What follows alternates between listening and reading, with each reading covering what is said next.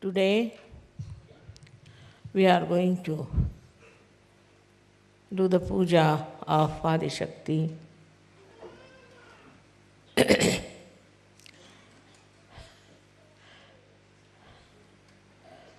a difficult subject to talk about Adi Shakti because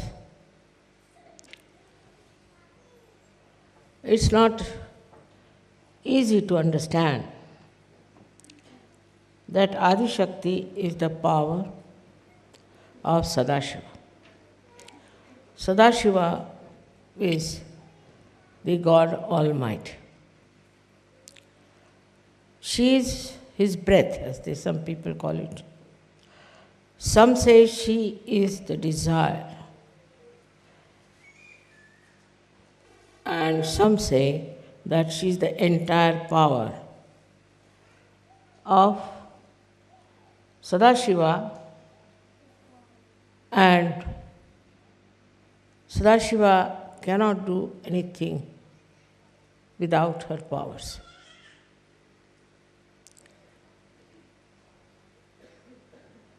This subject has been described by many people in various books in different ways. But actually, we need not go to the background of the creation of Adi Shakti. For that, at least you need 7 lectures. But we'll come to the point where Adi Shakti started working on this Mother Earth. The first thing is we must know that she created a Kundalini in the Mother Earth itself, and she created Sri Ganesha out of the Mother Earth. It's very interesting. So the Mother Earth becomes a very important thing for us. If we do not know how to respect the Mother Earth, we do not know how to respect ourselves. The expression of Adi Shakti within you is the Kundalini, no doubt. That is the reflection of Adi Shakti in you.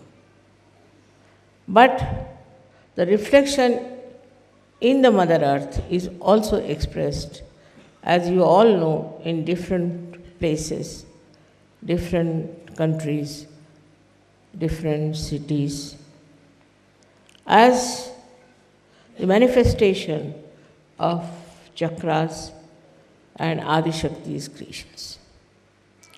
It was very important first to create a very holy Mother Earth for human beings to be born on them. So the reflection of the Adi Shakti as Kundalini first was on the Mother Earth. Kundalini is a V part of the Adi Shakti. Or we can say that she is the desire, pure desire of the Adi Shakti. So Adi Shakti is the desire, complete desire of Sadashiva, and Kundalini, Adi Kundalini, is the desire, complete desire of Adi Shakti. Now this one was first expressed in the Mother Earth, inside the Mother Earth. Inside the Mother Earth, the Kundalini came up in such a way that it cooled down the inner part of the Mother Earth as much as it could. And then it manifested on the surface of the earth as different chakras. So it's tremendous similarity that we have with Virata, the Mother Earth, and the human beings. If all of them are being reflected by the Adi Kundalini, so there has to be a great connection between them. It is not understood by human beings how they are connected to this Mother Earth. This Kundalini passed through different centers, creating different centers in the Mother Earth, and ultimately broke through Kailasha. And I don't know how many have you been to Kailash. You'll see tremendous vibrations flowing out of Kailash. Now the way we insult our Mother Earth, what we are doing is we are insulting the Adi Shakti. So many ways there are we should respect the Mother Earth. I mean, it was an Indian custom to begin with. When you got up from your bed and you touched the Mother Earth with your feet, you have to say, "Oh Mother Earth, please forgive me because I'm touching you with my feet." All the movements of Mother Earth are controlled by this inner Kundalini, which is the reflection of Adishakti. The gravity that it has also is the manifestation of the Kundalini of the Mother Earth. Now, why we are suffering in this beautiful planet? Because we do not respect what we have to respect the most. Mother Earth is to be respected. Meaning what? Meaning that whatever is created on this earth, by the movement of the earth, by the sea, by all the elements, has to be respected. Today's problem is pollution, all kinds of things people talk of. The reason behind it, people never understood the importance of all these 5 elements which are supportive of our life. So to respect the Mother Earth, people do Bhumi Pujan. Many people, when they are building a house, they will do the Bhumi Pujan, means they will respect the Mother Earth. Because if she is not being respected, maybe there could be an earthquake. Which means that this Mother Earth understands, knows, and acts. It acts in such a manner that human beings don't understand why such things happen. Now we can say that in a place called Latur, it was Sri Ganesha's 14th day, and they had to submerge the statues into the sea or into the river. So they went all out, singing, dancing. After coming from there, they all started drinking. And drinking is not liked by Mother Earth at all. If you are drunk and you are walking on the road, you will fall down. It so happened with that drinking that a big earthquake broke in, and all those who were dancing with drinking, all of them were engulfed into that earthquake by Mother Earth. Only our center, which is there, was surrounded by a big gap, but nothing happened to our center. And not one single Sahajogi was ruined by that. We can understand, because we are Sahajogis, how the Mother Earth has acted to save those people who were Sahajogis. So the understanding of Mother Earth about saints is very great. She knows who is a saint. She knows the feet of a saint. And that's why, so many things were created, like Moses. He went to the sea and the Mother Earth came up for them to walk through. If all the Jews had walked, it would not have worked. But it was Moses and his saintliness that the Mother Earth herself came up and helped. In the same way, when Rama was building a big bridge between Lanka and India, the Mother Earth came up as a bridge. So we should not try to curse the Mother Earth for any mishaps on this earth. If people are saintly, they will be always protected by Mother Earth. She will always try to give them whatever they want. You can see in the minute way that supposing now in our Gabela here, the roses are of such a big size. Such a big size roses.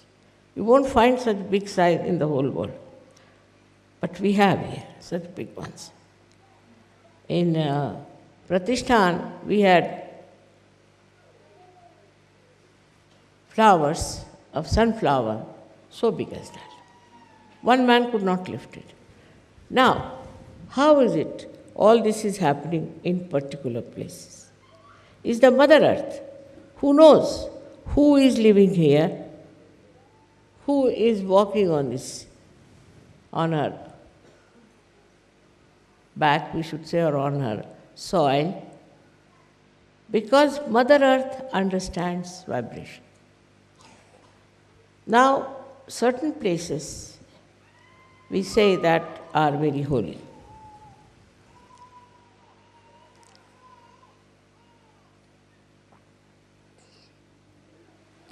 How have they discovered that these places are holy?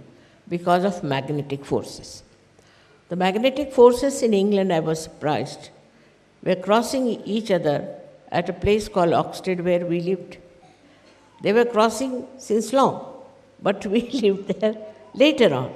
So, Mother Earth also organizes and arranges things for saintly people. It's very interesting to see how the Mother Earth guides you in a proper way.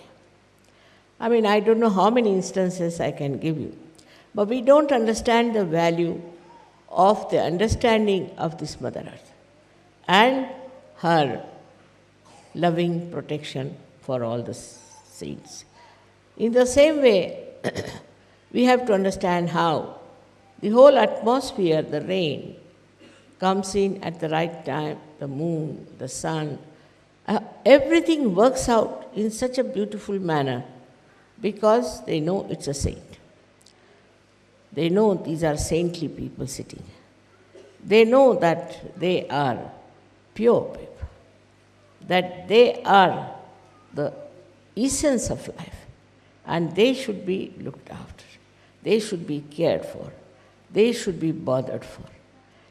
It is not bothered about people who are of no use.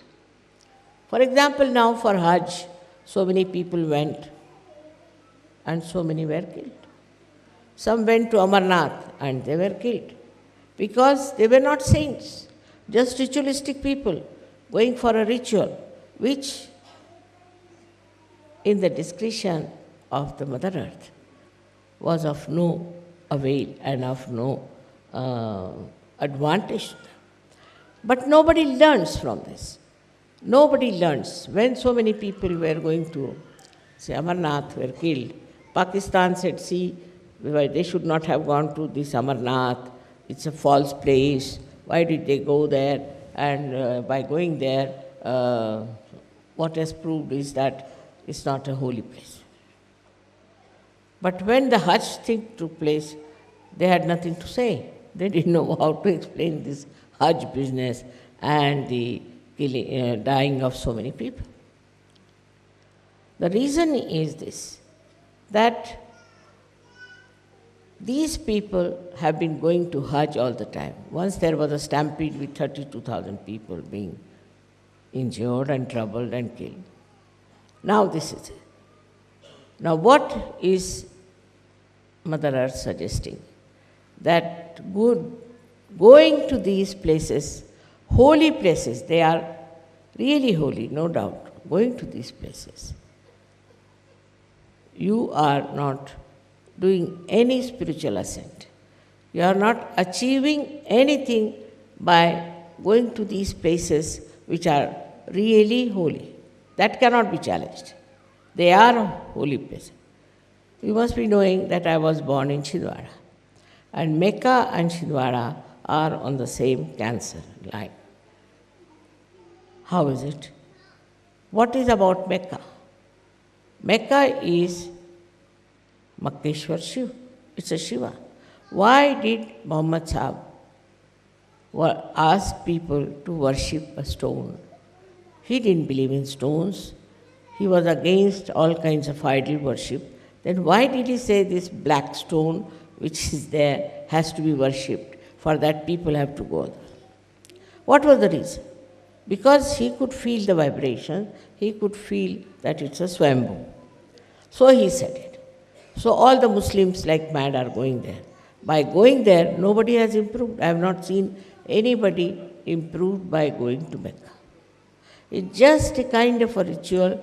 They think if they go there, when they will die tomorrow, they will tell God, see, now we have a certificate, we have been to Mecca.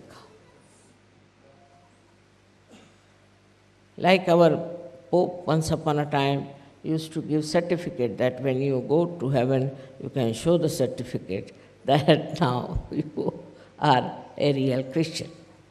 In this way, all these artificial things came up. But there is reality behind it. The difference is the reality is for the real people and not for false people. But this ritualism has grown too much.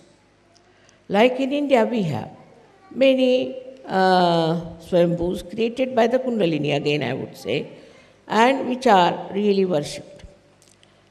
I've been to most of them, and I was surprised that most of the pujaris were suffering from some sort of a serious disease. Like one was a paralyzed fellow. He said, we are serving this God here, and you said this is Swambhu. Then mother, why is it we are suffering from this disease? I said, because you are just making money. You can't make money out of God. If you don't want to serve God, you don't stay here. But if you want to serve God, then you can stay here, but don't make money out of this. It's very common, I've seen. Those people who make money get paralysis. I've seen it. It's a very deep understanding. All these elements, Mother Earth, everybody has about everything. Because their Kundalini is not like your Kundalini, which is, though in itself is pure, but because of your human endeavors, human mistakes, ego, superego, all sorts of nonsense, the Kundalini is not so sensitive, nor does it tell you what is happening. It has to be very alert, sensitive spirituality within you, by which you can say immediately what you think, what you know, what you understand about anything. But the problem is that this doesn't exist. Why is it you should not be so sensitive? On the contrary, I have seen if their mind works against somebody, then they start saying, you are catching on this, you are catching on that, you are catching on that. Actually, the person who is saying that is catching. So, with this thing, one has to understand that if we are the true reflection of Adishakti, then we should be pure, absolutely pure, like the white snow. Even one black drop, that's why I wore today the white sari, falls on the white, it shows. You should be so white that anything, any minute black spot also should be seen by you and in others also to be felt by. If that height is achieved by pure life, by pure thinking, by pure heart, it is not necessary to manipulate anything. No need at all. It's all natural like the Mother Earth is. Does she manipulate anything? Nothing. Just see how spontaneous she is. You put a seed in the Mother Earth and see how it sprouts. She's so spontaneous. Her activity is so spontaneous. We never wonder about it. See different types of flowers, different types of fragrance, different heights of shrubs and trees. How she grows with such balance in every place. In every minute atom and molecule of that Mother Earth, there is sense. So before us is the best reflection of the Adishakti, and that is this Mother Earth. So first, we must respect the Mother Earth. I like you people because you are sitting on the ground, it's very good. For meditation, if you can sit on the Mother Earth, it will be extremely good. Because the special quality of the Mother Earth, which also I have unfortunately, that I suck your problems. She too sucks your problem. And when she sucks your problem, you get rid of them without any difficulties. So, if you cannot, say, sit on the ground, then you take a stone, better is, or you can have a marble, or something which is natural, on which you should try to sit. But if you sit on the plastic and do your meditation, I don't know what is going to help you, the plastic. That's why I request you always that you use natural things, because natural things can absorb your problems very well. Unnaturally also we live otherwise. You see, it is on the physical line, also on mental line. On mental line, what do? That we go on arguing, explaining, it's going on and on and on and on. There's no end to it. One should get headache, you see, actually with all that. But if you are spontaneous, if you are very spontaneous, immediately you will know what the other fellow is trying to do or to say or to communicate. You don't need much thinking about it, because you can absorb even the thought of another person. Absorb doesn't mean that you take the bad thing of that person. But it's like a sieving out. You absorb what other person is saying and you sieve it out. Now the problem of this Adishakti is this, that I decided that I will have all of you enter into my body, absorb all of you. It's a very dangerous game, I know, but I did play, because I'm supposed to do at this stage of time that I should absorb you all in my body. So with you, all your problems are also gone into me. All your troubles also have gone into me. But by absorbing it, see, it's like ocean into which you are put and you are cleansed. But what about the ocean? Ocean has got still your problems and things lingering, and they are very troublesome. So the best thing would be for you to cleanse yourself. Cleansing is very important through introspection. But doesn't mean thinking, never means thinking. But introspection means meditation, and that you all should meditate. I must tell you, we had a meeting of the leaders, and they came out and sat in the drawing room. As soon as they assembled, I had such a severe pain in the stomach, and I had such a bad diarrhea that you can't believe. Now, who has got those problems, I don't know.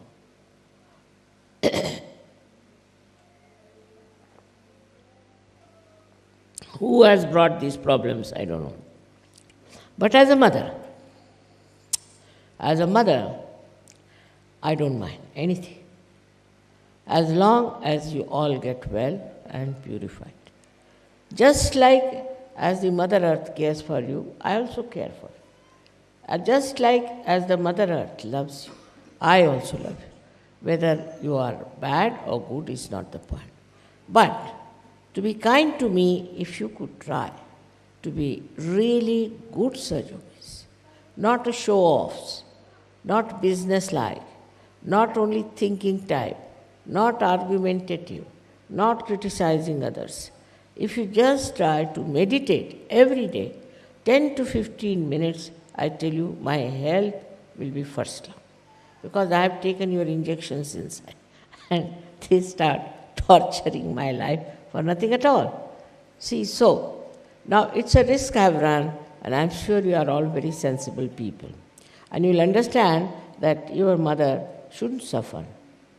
This is everyday crucifixion for me sometimes, and I don't know what to say. For example, the other day in Delhi, one gentleman who is a leader came to me to see me, and my one foot started going and paining so much. I mean, I didn't know what to tell him, that you get out now, because I just can't hurt him, But I say, what's the matter? Where have you been? What did you do? And so he realized and he went out. And really, it improved. Nearness also, I think, has an effect.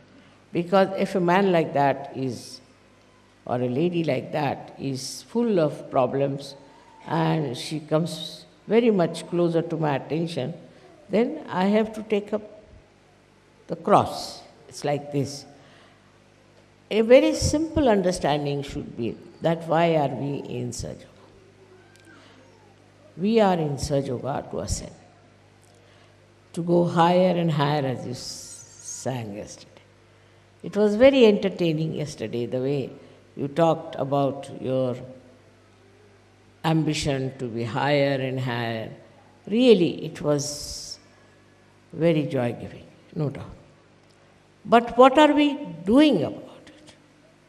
What are we trying about it, we should say? Seriously, we must think, are we meditating? Are we all doing something to elevate others also, to give realizations to others? Especially women, I have seen, don't do much of this, which is very bad, because you are the mothers. You have to go all out to give realizations to others. But men are more active that way and women are not. So it works the other way around. Now, on one side, the men are, I think, are active but don't meditate. Women meditate and men do the outside work, sort of a part-time, or you can call it a good labor division, that you meditate at home and we'll go all out. It's not going to work out. So one has to meditate and one has to also go out to spread Sahaja Yoga. Both things have to be done. Supposing now you meditate and you don't spread Sahaja Yoga, you will never ascend. Because after all, this Kundalini, you see, she's a sensible woman. Nah? She's very sensible. She thinks, why should I make her a saint? What is the use? Sahaja Yoga is not individualistic. It's not for one person to become a saint and sit somewhere. It's not like that. It's not meant for one person, for oneself. It's not individualistic. It's a collective happening. So if you are not helping to the collective, Kundalini says, all right, you are all right as it is.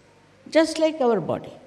See, in our body, if one organ says, all right, now I am all right, I am not going to work out. Or one cell says that I am not going to now grow, it's all right, why should I worry about the whole body? It won't. It's a living organism. I have told you 100 times. When it is a living organism, it has to grow. It has to grow and also to absorb. To have energy, you have to meditate and you have to grow. If you don't grow, you are finished. You are no more a Sahaja Yogi. I wouldn't call a person a Sahaja Yogi who has not even given 1% realization. Cannot be a Sahaja Yogi. Sahaja Yogi has to give realizations to others. Apart from other activities, the main activity should be how we give realizations to others. Unless and until we really look after that side of life, we can never grow in Sahaja Yoga. For example, now take my position. I am all right, I am complete, I have no problem. But why did I work so hard and wanted so many Sahaja Yogis? Why? What was that? I don't have to grow either. I am overgrown already. I don't have to do it. But why? What is the need? The need is like this. The need is of love. I have so much love that I have to channelize it. If I don't, I'll suffocate. I can't love myself. So this love has to spread. For that, I have to have you people who can take this love to others and make them happy. This is a kind of a vision I have. And in this special time, it was promised by many people, by many saints, and it is so obvious that you are all specially chosen for this kind of thing. Now, how far you understand your importance is a different point.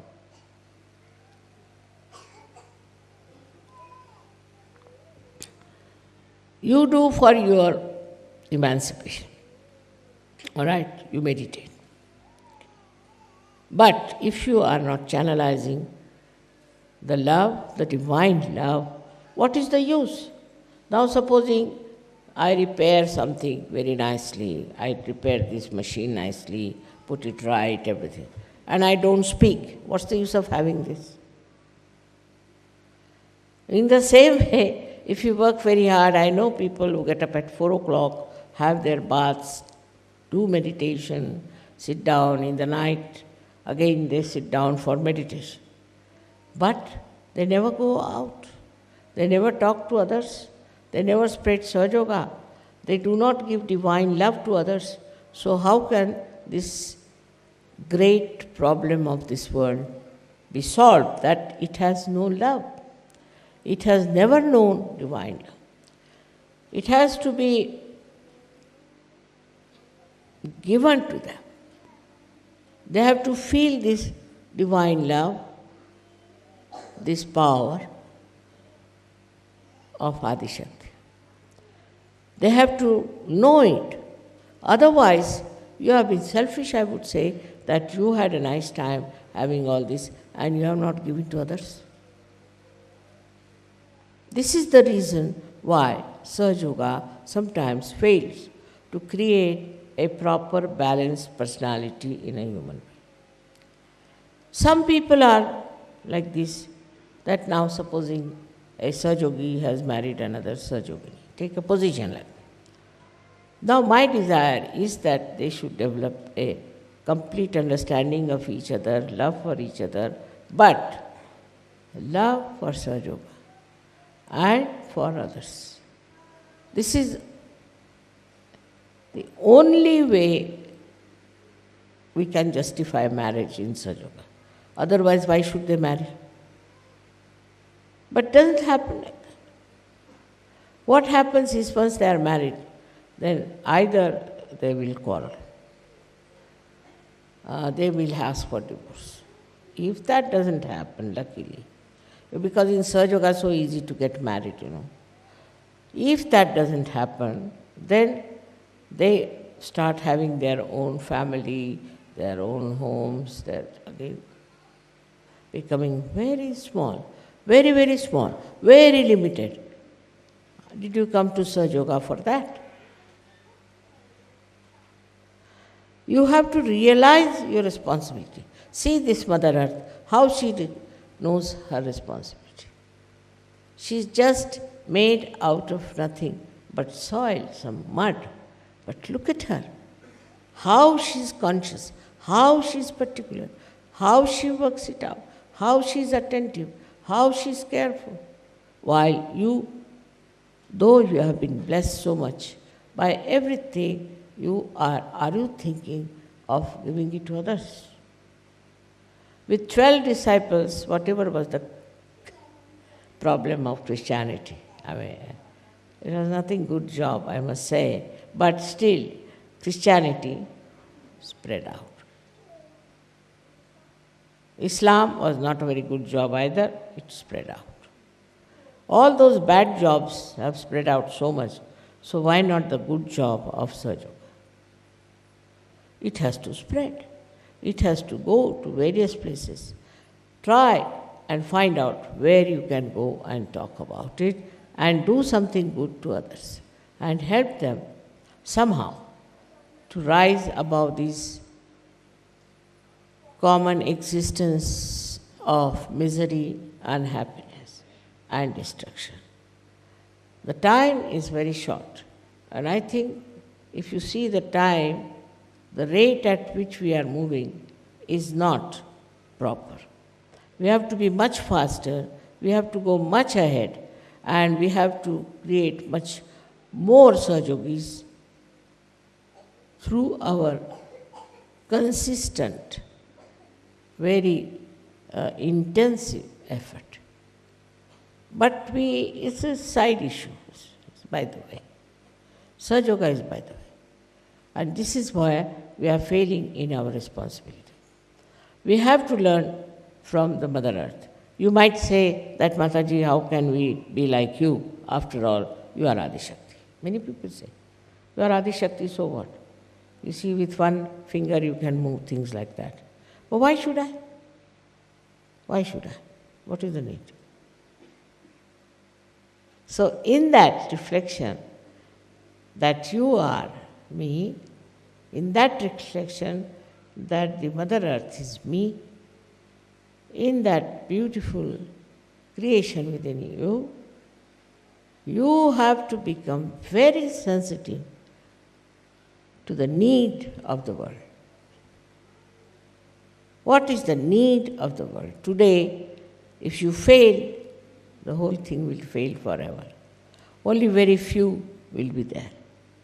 So the need for you is to spread Sahaja Yoga, because this love is not only for you, is not to be enjoyed by you, but is to be enjoyed by as many possible in the whole world. So today we have to decide that as the children of Adishakti, we have to go all out, everywhere, every corner.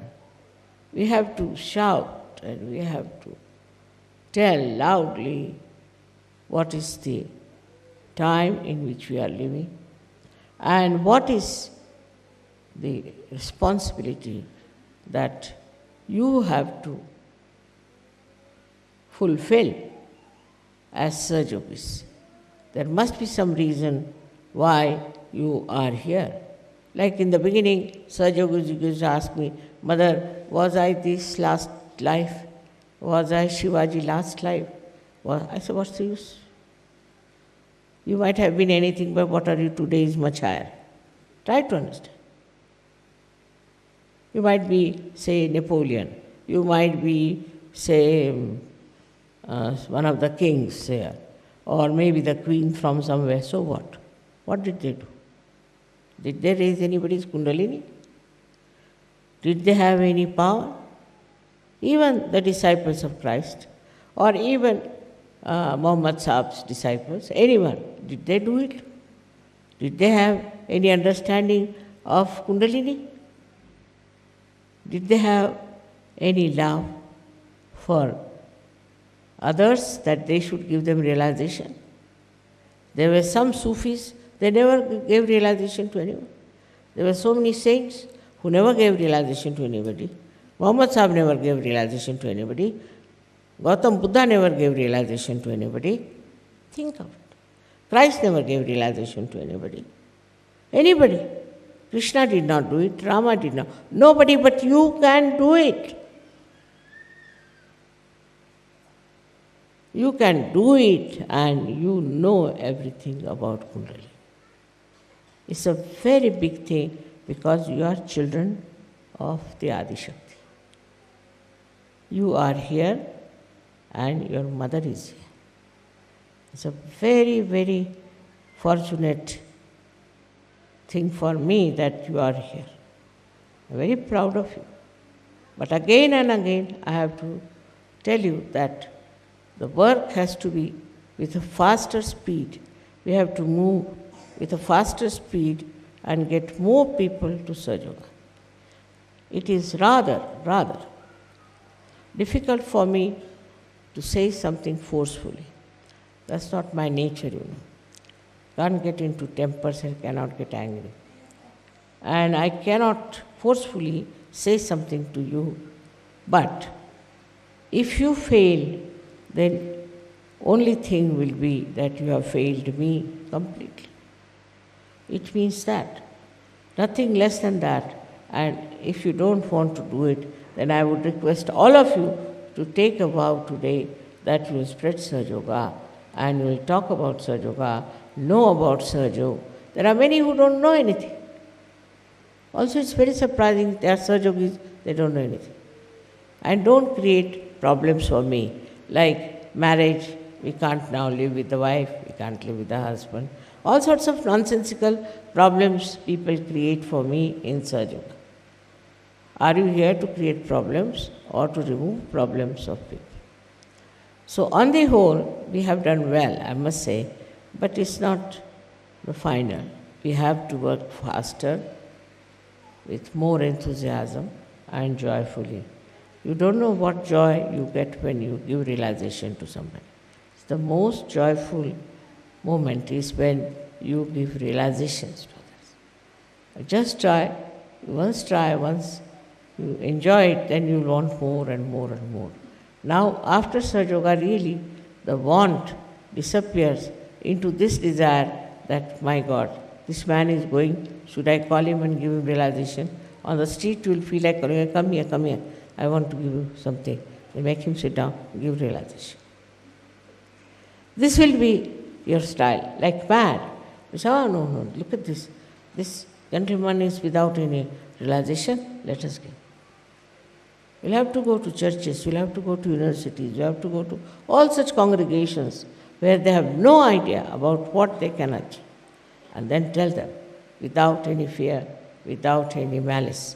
You can talk to them and you should tell them, now we are here to help for your good. We have not come for our good, but for your good. Now listen to us. And I am sure, very sure, that the Kundalini within you will be very happy. She is not happy. She is not happy with people who are not using her fully. So she will be very happy to help you and do the needful for the emancipation of the whole world. May God bless you.